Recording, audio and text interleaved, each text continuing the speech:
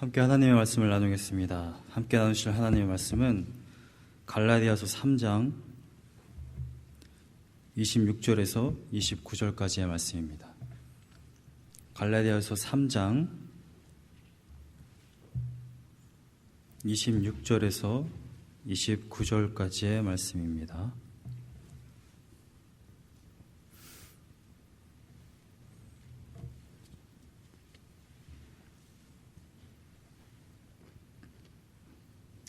갈라디아서 3장 26절에서 29절까지의 말씀 제가 봉독하겠습니다. 너희가 다 믿음으로 말미암아 그리스도 예수 안에서 하나님의 아들이 되었으니 누구든지 그리스도와 합하기 위하여 침례를 받은 자는 그리스도로 옷 입었느니라. 너희는 유대인이나 헬라인이나 종이나 자유인이나 남자나 여자나 다 그리스도 예수 안에서 하나이니라. 너희가 그리스도의 것이면 곧 아브라함의 자손이요 약속대로 유업을 이을 자니라. 아멘.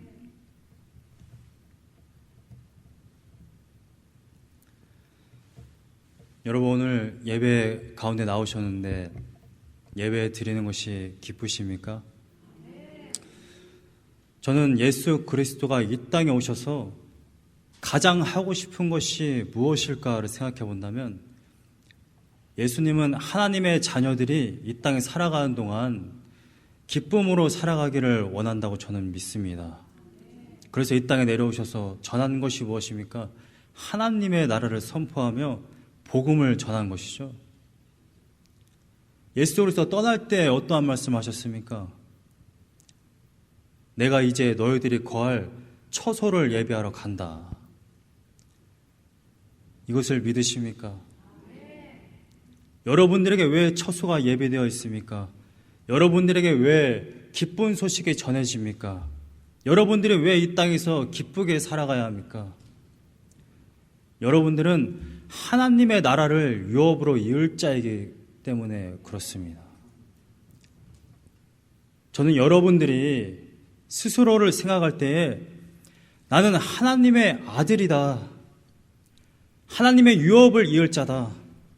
상속자다. 라는 것을 분명하게 인식하고 살아가기를 원합니다.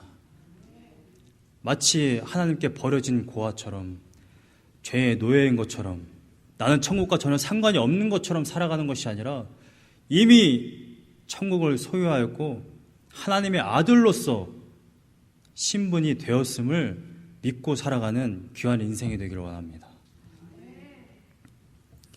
한 부자 아버지가 있었습니다. 이 아버지에게는 2명의 아들이 있었어요. 어느 날 한 아들이 자기 아버지에게 이렇게 말합니다. 아버지, 어차피 돌아가시면 저한테 줄 재산이 있지 않습니까? 그 재산 저에게 주십시오. 저에게 배당된 몫의 그 재산을 저에게 주세요. 이 아버지가 자신의 아들이 달라고 하니까 그 재산을 줬어요. 얼마나 많은 재산이겠습니까? 아들이 둘 뿐이 없는데 자신이 가진 많은 재산 중에 절반을 떼어준 거예요. 이 아들이 그 돈을 가지고 어떻게 했습니까? 먼 나라에 가서 다 탕진했어요. 자신의 마음대로 다 쓰고 이제 밥을 한 끼 먹을 돈도 없어가지고 그 나라에서 돼지를 치는 일을 하게 됩니다. 그래서 먹을 것이 없어가지고 돼지가 먹는 그 돼지의 사료를 먹어요. 쥐염 열매를 먹습니다. 돼지 우리 안에서 돼지가 먹는 사료를 먹다가 문득 생각이 납니다. 아, 내 아버지 집에는 종들도 배불리 먹는데 내가 지금 이 먼 나라에 와가지고 여기서 지금 뭘 하고 있는가? 그래서 이 아들이 아버지의 집으로 돌아갑니다. 아버지의 재산을 가지고 나가서 허랑방탕하게 살았던 이 아들이 돌아왔을 때 우리는 보통 아마 이런 반응을 할 것 같아요. 내 자식이 잠깐 가출만 해도 회초리를 치는데, 우리 한국 나라 문화에서는. 근데 이 아버지는 저 아들이 자기의 재산을 가지고 허랑방탕하게 살았던 그 아들이 저 멀리서 오는 것을 보고 뛰어나갑니다. 내 아들이 돌아오는구나. 뛰어나가서 부둥켜 안아요. 그리고 그 허름한 옷차림, 먼 나라에서 돼지우리를 치며 살았던, 신발도 없이 허름한 옷을 입고 살았던 그 모습에 원래 자기 신분에 맞는, 내 아들의 신분에 맞는 옷을 입혀버립니다. 가락지를 끼워요. 신발을 신깁니다. 여러분, 이것을 은혜라고 그래요. 우리는 끊임없이 하나님의 자녀임에도 불구하고 하나님의 주신 것, 좋은 공기, 하나님의 주신 좋은 사람들, 하나님께서 나에게 허락하신 그 돈, 시간, 학위, 그 모든 것을 이용해서 허랑방탕하게 자신을 위해서 씁니다. 그런데 그럼에도 불구하고 아버지께 다시 돌아오면 하나님은 아무 말씀 없이 여러분들을 안아주세요. 이게 기독교 신앙입니다. 여러분들이 한 주간 어떻게 살았는지 모르겠어요. 여러분들의 인생을 어떻게 살았는지 모르겠습니다. 하나님이 주신 것으로 그것을 이용해서 어떠한 삶을 살았는지 저는 잘 모르겠습니다만, 아마도 여러분들은 끊임없이 그러한 갈증이 있으실 것입니다. 내가 하나님의 자녀로서 하나님의 자녀답게 살고 싶은데, 예수님의 제자로서 예수의 제자답게 살고 싶은데 도대체 어떻게 살아야 되는 건가? 오늘 본문의 말씀이 여러분들에게 그 방법을 알려줍니다. 우리는 아버지께 돌아가면 돼요. 끊임없이. 내가 내일 또다시 하나님을 버리고 내 멋대로 살지라도 화요일 날 또 돌아가면 됩니다. 수요일 날 또 무너져도 목요일 날 또 돌아가면 됩니다. 우리에게 중요한 것은 무엇인지 아십니까? 하나님이 우리에게 주어진 것으로 이제 남은 인생 내 멋대로 살면 되겠구나 라는 인식을 한다는 거예요. 그것은 아무런 의미가 없다는 것입니다. 아버지가 없는 인생, 먼 나라에서 나 홀로 사는 인생, 결국에는 죄의 노예가 되고 세상의 노예가 되는 인생은 기독교의 신앙이 아닌 것입니다. 여러분들이 부자로 살든 시간이 많든 좋은 사람들이 옆에 아무리 많아도 여러분들에게는 아버지가 필요합니다. 아버지께 돌아가는 신앙이 되기를 원합니다. 오늘 본문의 29절을 보면 이렇게 얘기를 해요. 너희들이 상속자냐? 그런데 너희가 그리스도의 것이면 곧 아브라함의 자손이요 약속대로 유업을 이을 자다. 하나님의 자녀는 아브라함의 자손입니다. 유대인들만 아브라함의 자손이 아니라 이방인일지라도 아브라함의 자손이라는 것입니다. 약속대로 유업을 이을 자라는 것입니다. 그런데 마태복음 7장에 나와 있는 것처럼 마태복음 7장 22절과 23절에 이러한 말씀이 있어요. 많은 사람이 나더러 이르되 주여 주여 우리가 주의 이름으로 선지자 노릇하며 주의 이름으로 귀신을 쫓아내며 주의 이름으로 많은 권능을 행하지 아니하였나이까 하리니 23절에 그때에 내가 그들에게 밝히 말하되 내가 너희를 도무지 알지 못하니 불법을 행하는 자들아 내게서 떠나가라. 우리는 때로 착각을 합니다. 내가 목사라서, 내가 집사라서, 내가 선교사라서, 내가 하나님의 일을 하면, 주님의 이름으로 이 일을 하면 나는 죽어서 천국에 갈 거야. 여러분들이 어떠한 일을 하든지 그것은 아무런 상관이 없습니다. 중요한 요건은 예수님이 여러분들을 아시느냐 하는 거예요. 그래서 오늘 본문 말씀에도 29절에 사도 바울이 이렇게 얘기하는 겁니다. 너희가 그리스도의 것이면 복을 받는다. 너희가 그리스도의 것이면 약속대로 유업을 받는다. 그리스도의 것이라는 것이 무엇입니까? 그리스도께 속했느냐? 소유격으로 되어 있는 거예요. 여러분, 그리스도께 속해 있습니까? 저는 여기 계신 여러분들 모두가 그리스도께 속한 자이기를 간절히 소망합니다. 본문의 26절에 너희가 다 믿음으로 말미암아 그리스도 예수 안에서 하나님의 아들이 되었으니, 갈라디아서의 요건은, 갈라디아서를 통해 사도 바울이 말하고 싶어하는 것은 이거예요. 어떻게 구원을 받느냐? 그런데 율법은 아니다. 갈라디아 교인들이 율법을 자꾸 지켜요. 뭐 하기 위해서? 구원받기 위해서. 사도 바울이 말하는 겁니다. 어떻게 구원을 받는 거냐? 율법이 아니다. 너희가 구원받는 것, 하나님의 아들이 되는 것은 믿음으로 말미암아 그리스도 예수 안에서 구원을 받는 것이다. 할렐루야. 율법은 아니다. 너희가 다 믿음으로 말미암아 구원을 받는다. 여기서 말하는 너희가 다라는 이 표현은 정말 그리스도 안에서 어떠한 차별이 없다라는 것을 분명하게 말하고 있는 거예요. 갈라디아 교인들은 이방인입니다. 갈라디아 지역 사람들, 비시디아, 안디옥, 이스라엘 접경 지역이에요. 이스라엘 사람들이 아닙니다. 유대인이 아니에요. 유대인들이 이방인들에게 와서 말하고자 하는 게 뭐냐면, 너희들 구원받고 싶어? 아브라함이 자손이 되고 싶어? 그럼 우리처럼 율법을 지켜야 돼. 예수 그리스도 십자가에 달려 돌아가신 것을 영접한다고 해서 되는 게 아니야. 율법을 지켜야만 돼. 우리처럼. 사도 바울은 이렇게 얘기하는 겁니다. 유대인이나 헬라인이나 상관없다. 너희가 다 그리스도 예수 안에서 구원받을 수 있다. 민족에 국한되지 않는다라는 것을 말하고 있는 겁니다. 오늘 본문의 28절을 보세요. 너희는 유대인이나 헬라인이나 인종과 상관이 없다는 겁니다. 문화와 상관이 없어요. 종이나 자유인이나 종이든 귀족이든 전혀 상관이 없습니다.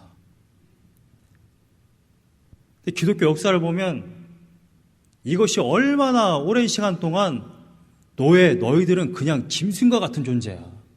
너희들은 구원받을 수 없어. 얼마나 오랜 시간 동안 흑인들이 백인들 밑에서 얼마나 고생을 많이 했습니까?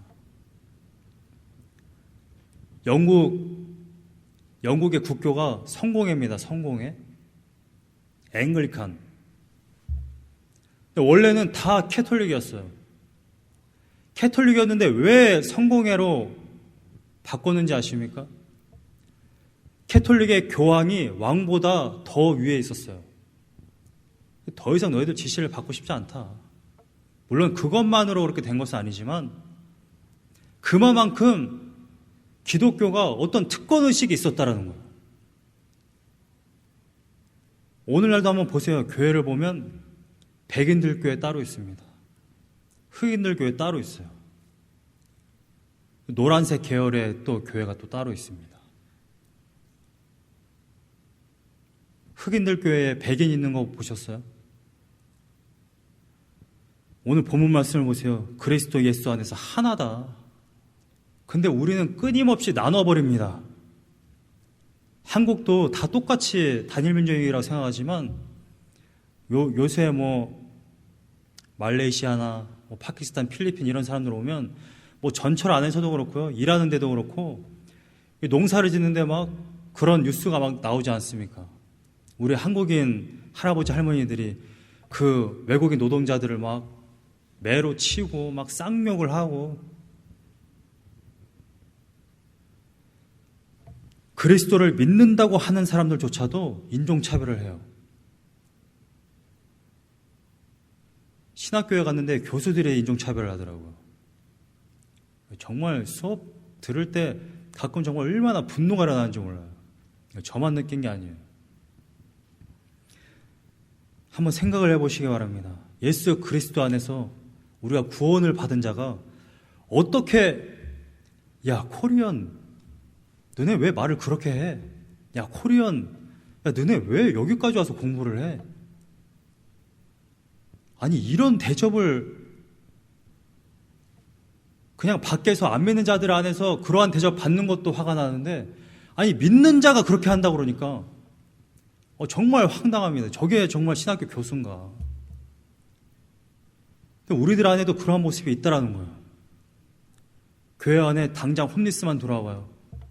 냄새 난다고 그 자리에 가지도 않고 안 왔으면 좋겠다 그러고. 저희 교회는 안 그렇겠지만 얼마나 많은 교회가 정말 그런지 몰라요. 홈리스가 와서 딱 예를 들어서 이쪽에 딱 앉아있잖아요. 이쪽에 텅텅 빈다고 그럽니다.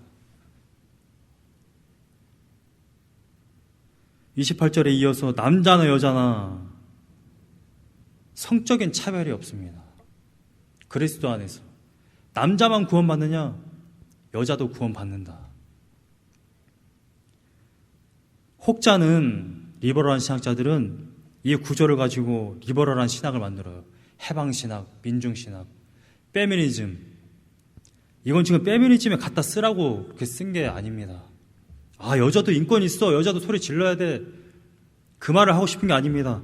아, 종도 고난이 있어, 계급의 사회가 없어, 우리는 해방운동을 해야 돼. 남미에서 일어났던 해방운동, 미국에서 일어났던 노예제도 폐지, 거기에 쓰라고 이걸 사도 바울이 쓴 구절이 아닙니다.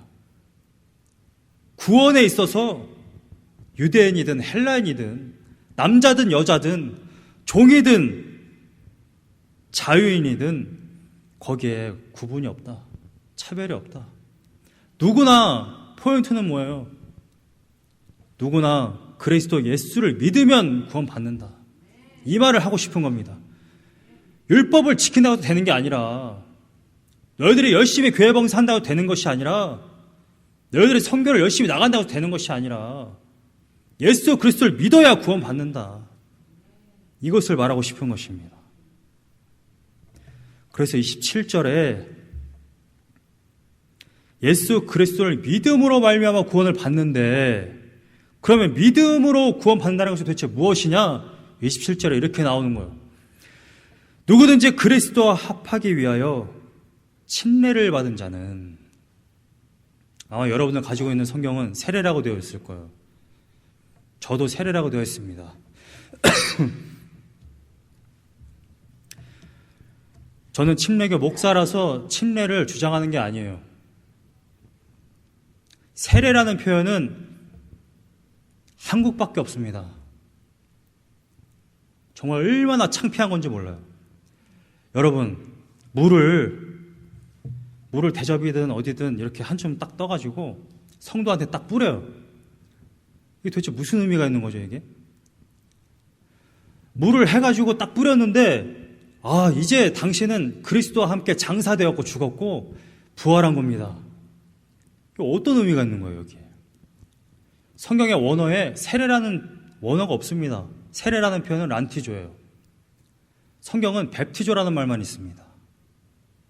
근데 제가 오늘 이것을 왜 이렇게 주장하냐면, 침례라는 의미는 너무나도 중요하기 때문에 그래요. 27절에 침례를 받은 자는 그리스도로 옷 입었느니라 라고 되어 있어요. 침례를 받은 자, 침례의 의미가 뭐냐? 그리스도와 합하는 겁니다. 연합교리예요. 왜 기독교 신앙이 그렇게 믿음 하냐면, 그리스도와 연합하는데, 그리스도와 친밀한 관계를 맺는데 믿음 외에는 방법이 없기 때문에 그렇습니다. 2000년 전에 예수 그리스도가 여러분을 대신해서 돌아가셨어요. 그것이 여러분들에게 적용이 되려면 도대체 어떤 방법을 써야 합니까? 2000년 전으로 타임머신 타고 돌아가서 예수 그리스도가 지금 로마 병정들에게 못 박힘을 당할 때 그 뒤에 같이 십자가에 못 박혀야만 그게 가능한 거예요. 근데 모든 인류를 그렇게 구원시킬 수 있습니까? 한 사람 한 사람 다 불러다가 예수 그리스도와 함께 십자가에 못 박을 수 있냐는 거예요. 그럴 수 없어요.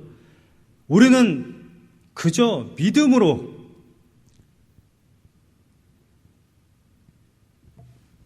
믿음의 의미는 의존성을 말하는 겁니다. 예수 그리스도를 의존하는 거예요. 그러므로 인해서 연합되는 겁니다.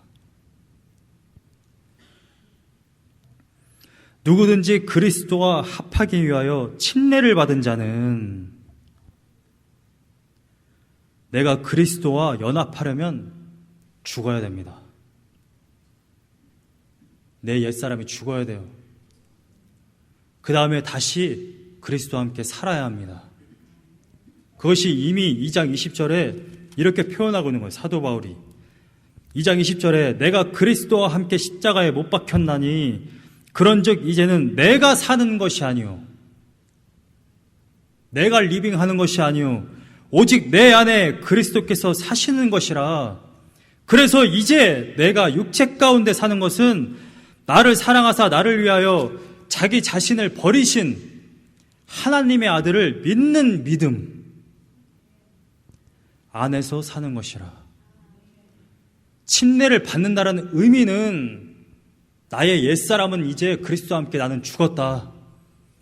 이제 나머지 인생은 물론 영적으로는 이미 게임 끝난 것이고 내가 육을 가지고 타락한 본성 이 육을 가지고 살아갈 때에는 나를 위해서 십자가에서 죽으신 그 그리스도를 의존하는 그분을 의지하는 그 믿음으로 사는 것이다. 내가 죽었기 때문에 더 이상은 나를 의지하지 않는다라는 것입니다.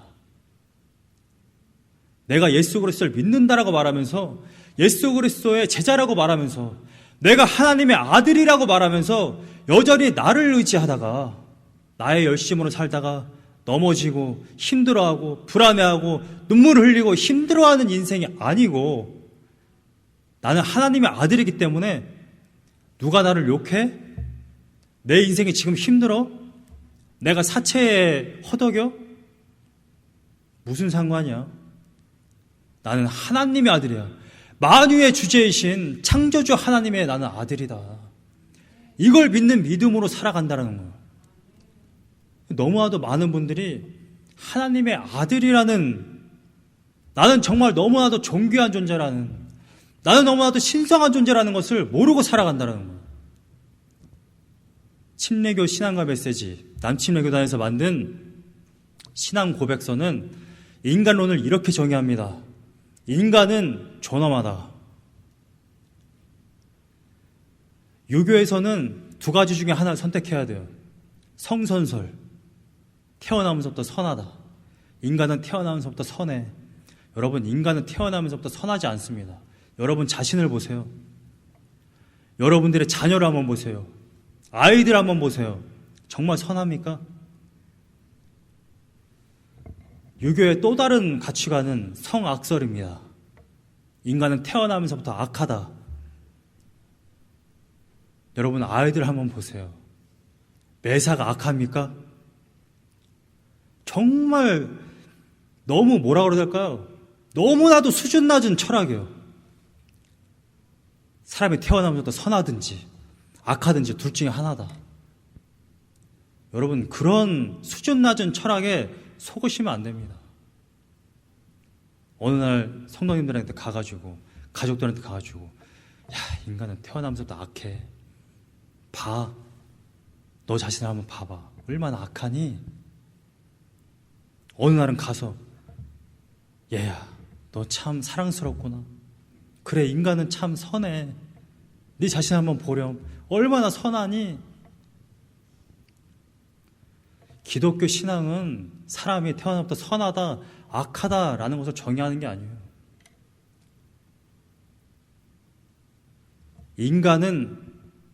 인간이 존엄한 이유는 단 한 가지입니다. 하나님의 형상으로 지어졌기 때문이에요. 창세기 1장 26절 우리의 형상으로 사람을 만들자. 그래 중간에 타락했죠. 그래서 우리가 이렇게 힘든 겁니다. 우리가 그래서 죄를 짓는 거예요. 그럼에도 불구하고 여러분은 존귀한 자입니다. 왜냐하면 그 형상을 회복시키기 위해 예수 그리스도가 십자가에 달려 돌아가셨기 때문에 너무나도 존귀한 자인 것입니다. 그래서 신앙 고백서는 여러분들 그렇게 정의하는 거예요. 인간은 신성하다. 존귀하다. 한 사람 한 사람 함부로 대할 수 있는 사람이 없어요. 왜? 여러분들 자체가 아니라 여러분들이 하나님의 형상으로 지어졌기 때문에 그렇습니다. 형상으로 지어졌을 뿐만 아니라 예수 그리스도가 여러분들을 대신해서 그 형상을 회복시켰다라는 것입니다. 하나님의 형상이라는 게 뭐예요? 히브리어의 그 째렘, 동상입니다. 동상. 동물들, 식물들이 아담과 하와를 봤을 때 우리를 지은 그 창조주 하나님 아니야? 아담을 보고 그렇게 생각을 했다라는 거예요. 인천에 가면 메가더 장군 동상이 있습니다. 워싱턴 DC에 가면 링컨 동상이 있어요. 그 동상을 보면 16대 대통령 링컨이네. 링컨의 모습을 우리는 알지 못하지만 링컨 동상을 보면 링컨이라는 걸 우리가 안다라는 것입니다. 원래 여러분들의 존재는 그런 존재였다라는 거예요. 여러분들 딱 보니까 모든 동물과 식물, 벌레, 공기, 산소 모든 것이 창조주 야훼가 아니냐. 여러분들이 그냥 인간이 아니라는 것입니다. 하나님의 형상으로 존재로 지어졌다라는 거예요. 여러분들의 존재를 모르면 내가 어떻게 살아야 되는지 몰라요. 여기 사우스이스트 철치의 칼 알들먼 목사님이 굉장히 유명한 책을 썼죠. Not a fan. 나는 팬이 아니다. 잠깐 좋아했다가 내 기호에 맞지 않으면 사라지는 팬이 아니고 나는 예수 그리스도의 제자다. 근데 예수 그리스도의 제자는 무엇을 해서가 아니라 내가 누구인지 알면, 정체성을 알면, 내가 예수 그리스도의 제자요, 내가 하나님의 아들이라는 걸 알면 하나님의 아들답게 살 수밖에 없다라는 것입니다. 나도 빼내서 말하고 싶은 거는 예수의 제자는 몇 시간 기도해야 되고 얼마만큼 하나님께 헌신해야 되고 사역을 얼마만큼 해야 되고 그걸 말하고 싶은 게 아니에요. 우리가 정말 우리들의 마음이 하나님을 향하고 있는가? 내가 정말 하나님의 아들이라는 것을 알고 그렇게 살아가고 있는가? 예수 그리스도가 한 역할은 타락한 우리들의 존재를 예수 그리스도의 피로 말미암아 그 신분을 회복시킨 것입니다. 그래서 오늘 본문 말씀에 27절에 보면 말미에 이렇게 되어 있는 거예요. 그래서 그리스도와 연합한, 그래서 침례를 받은 자는 그리스도로 옷 입었느니라. 히브리 문학에서 옷이라는 것은 굉장히 중요합니다. 5가지의 옷이 있다고 그래요. 이스라엘 사람들은 속옷, 일자로 된 속옷, 그 위에 덮는 옷, 또 옷, 또 옷. 근데 이 이스라엘 백성들은 옷에 따라서 그 신분이 거의 정해진다고 합니다. 아시다시피 대제사장의 옷이 따로 있어요. 귀족들이 입는 옷이 따로 있습니다. 종들이 입는 옷이 또 따로 있어요. 종들은 신발을 신지 않았죠? 그리스도로 옷 입었느니라. 이 표현은 여러분들이 타락한 존재이지만 하나님이 더 이상 그것을 보지 않겠다라는 겁니다. 그리스도로 덮어버렸다라는 거예요. 예수 그리스도 자체가 의복이 되어버렸어요. 여기에서 말하는 그리스도의 옷은 이것이 속옷이냐 겉옷이냐를 말하고 있는 것이 아닙니다. 그리스도 자체가 너희들의 그 더러움을 덮여주는 옷이 되었다라는 거예요. 스가랴 3장에 보면 이러한 내용이 있어요. 어느 날 스가랴가 환상을 보니 대제사장 여호수아가 하나님 앞에 섰습니다. 그런데 오른쪽에는 그를 대적하는 사탄이 있어요. 사탄이 대제사장 여호수아를 보니까 너무 더러운 거예요. 그래서 여호와 하나님께 이렇게 말합니다. 여호와 하나님, 저 여호수아를 보십시오.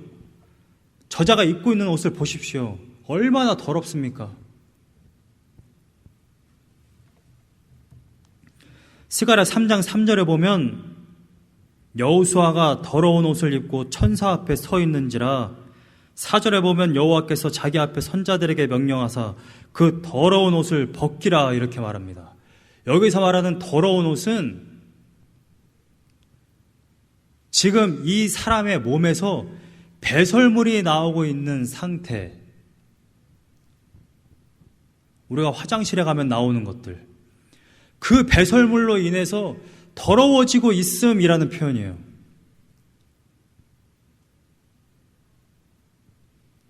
그러니까 지금 사단이 대제사장 여호수아를 여호와 하나님께 고발하는데, 지금 저자를 한번 보십시오. 얼마나 추악합니까? 얼마나 냄새가 납니까? 얼마나 역겹습니까? 저런 자가 어떻게 감히 하나님 앞에 서 있습니까? 사단이 이것을 고발하는 겁니다. 근데 여호와 하나님이 이렇게 말씀하세요.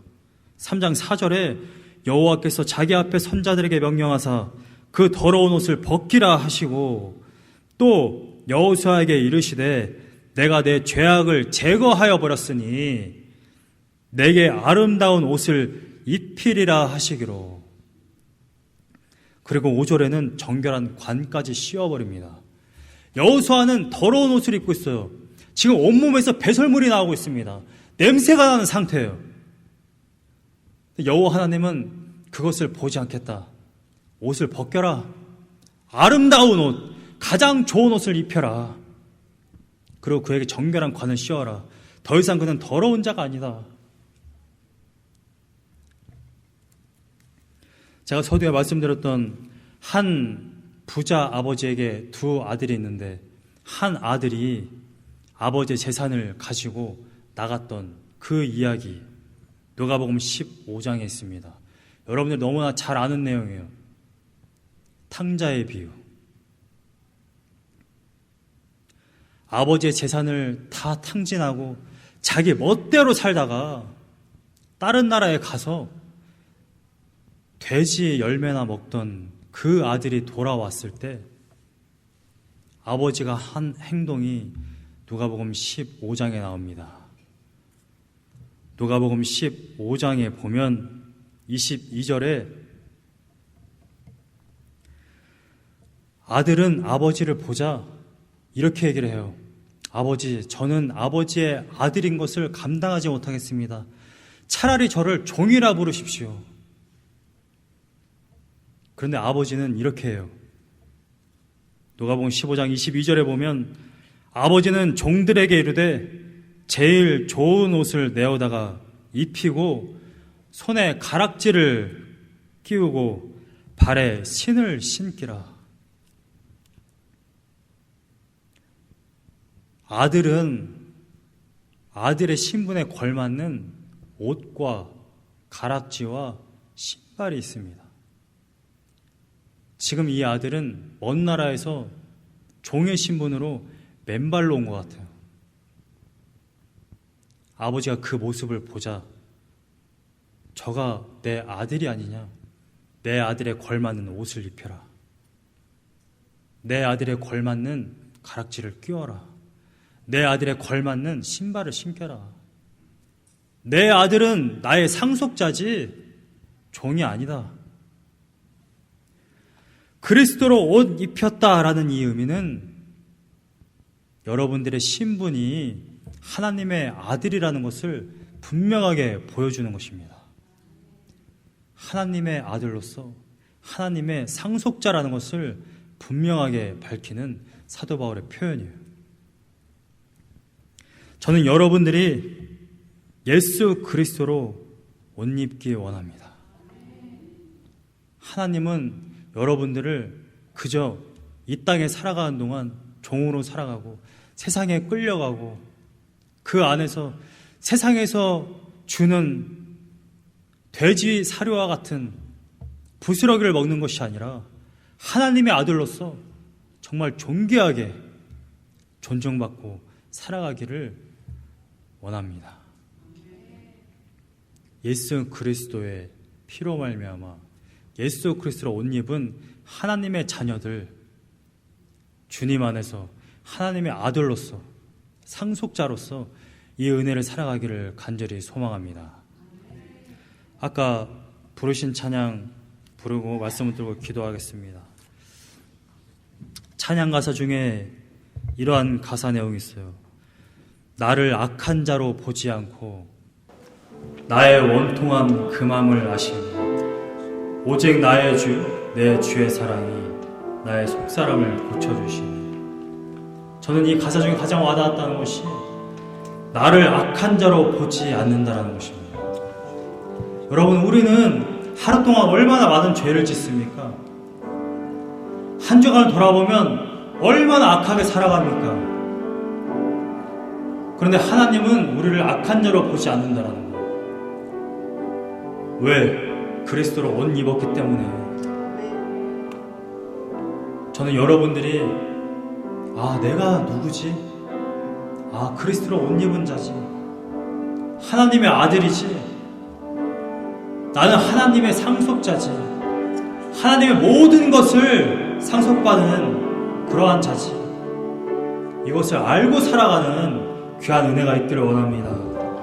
찬양하겠습니다. 어제와 다른 괴로움과 슬픔. 어제와 다른 괴로움과 슬픔, 깊은 탄식에 기도할 수 없고, 저연한 내 안에 속사람은 주를 보지만 말하지 못하네. 나를 악한 자로 보지 않고 나의 원통함 그 맘을 아시니,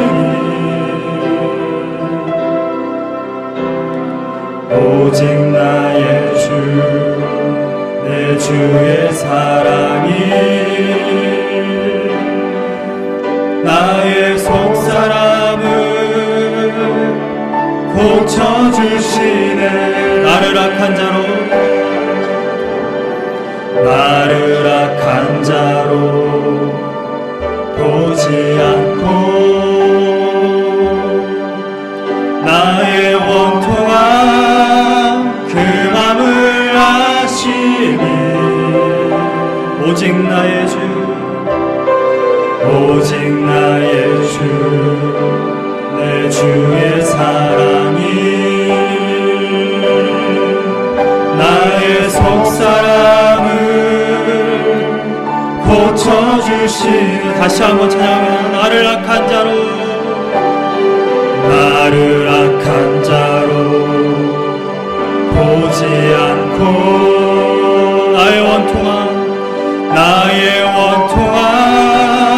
그 맘을 아시니, 오직 나의 주